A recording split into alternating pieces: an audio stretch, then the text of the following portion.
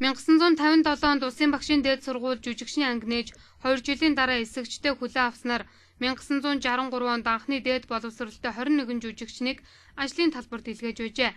Эдгээр уран бүтээлчээс өнөөдөр театр дэлгэцийн бүтээлд үзэгчдийн сэтгэл тоногсон олон сайхан дүр бүтээсэн ардын жүжигчин Мендоёр Ламхүү болон гавьяа жүжигчин Мегмар, гавьяат багш Зуунаас соёлын тэргүүний ажилтан Дуламсран, Батцүг, Тунгалаг, Норжмаа, Надмит Цэрэн нарын 9 жүжигчид уран бүтээлээ төрөөж байна.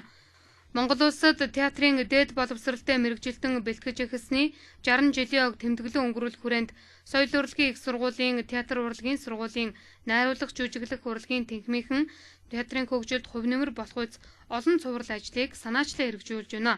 Түүхэн үйл явцыг бид дүгнэж өнөөдөр бид ямар амжилттай олдтыг бий болгосон ирээдүйдээ бид 21-р зууны театрын мэргэжилтэнд хэрхэн бэлтгэх талаарх ажлаа дүгнэж цэгнсэн ийм томоохон үйл ажиллагаануудыг соёл урлагийн их сургуулийн театрын урлагийн сургууль бид зохион байгуулж байгаамаа. Театрын урлагт өөрийнхөө үзэл хандаж байсан өөрийнх ажлын арга барил үзэл бодлоо илэрхийлсэн тайзны урлагийн орон зайн тухай найруулагч гэдэг бол тайлбарлаж шуанших юм гэсэн нэртэй ийм бяцхан ном бэлдэж гаргалаа.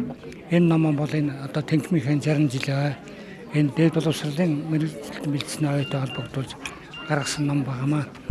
Монгол улсад театрын дээд боловсролтой мэргэжилтэн бэлтгээд 60 жил болж байна.